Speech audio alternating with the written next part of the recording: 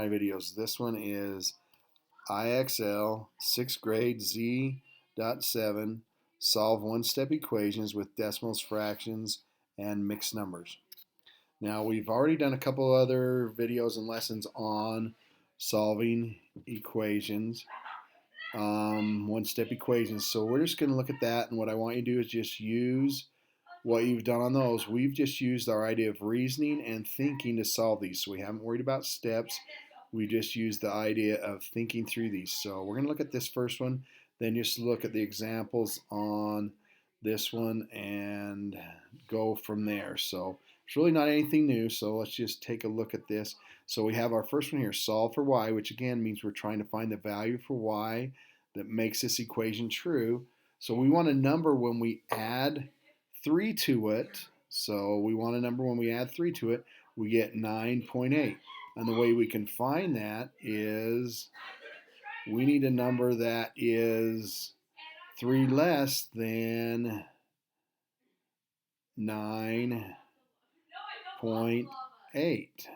So we need to take 3 away from 9.8, which would give us 6.8.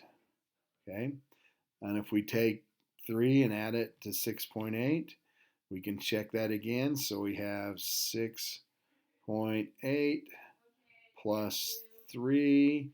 Does that equal 9.8? That's what we need to check, and we can see that that does work.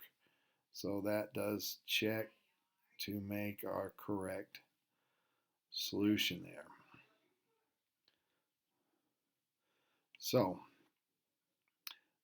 we would go ahead and put our 9.8 in there.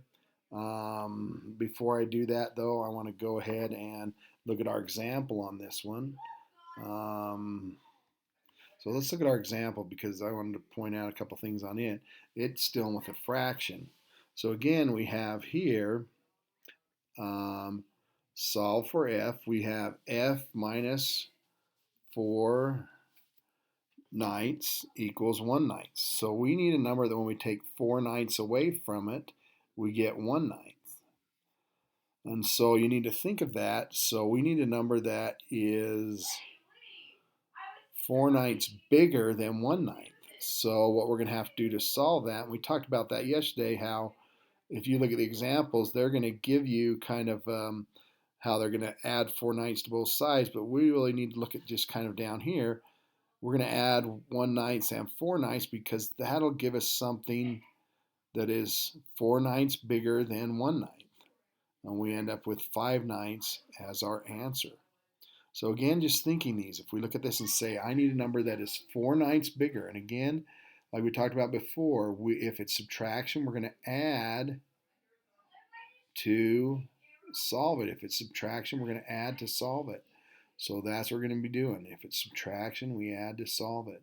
So we can find a number that's 4 ninths bigger than 1 ninth by adding it to 4 ninths and 1 ninth, and we end up with our answer of 5 ninths here. Okay. So if you're going through these, let's go ahead and put our answer in this one, which was 6.8. If you're struggling with these guys and you don't know what to do, I'm going to get the warning again because I haven't logged in. But if you don't know what to do on one like this and you're struggling, like if you come up with one like this and you don't know what to do, just go ahead and put just any answer in here and submit it. And if you do that, you'll just get the incorrect answer. It says, sorry, the correct answer is 1/2, and then go down through their explanation and look at it. So this tells us that C divided by 9/10 is 5 ninths. And if we think about this, this is a division problem. So if it's a division problem, we talked about that before. If it's a division problem, the odds are we're going to need to multiply to do it. So if we look down here, and that's what they're going to have down here is, look, 5 ninths times 9/10.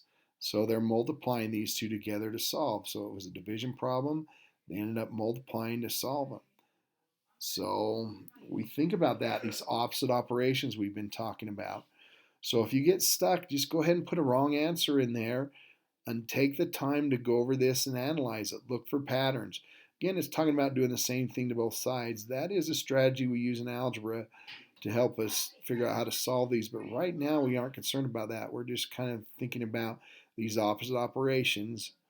Again, we need to know a number that when we divide it by 9/10, we will get groups of 5/9, and the way we can get that is by multiplying that. And when we think of whole numbers, it's a lot easier to visualize what's going on. That's why we started with whole numbers, to develop those patterns, by realizing that if it's a division problem, we end up multiplying to solve it.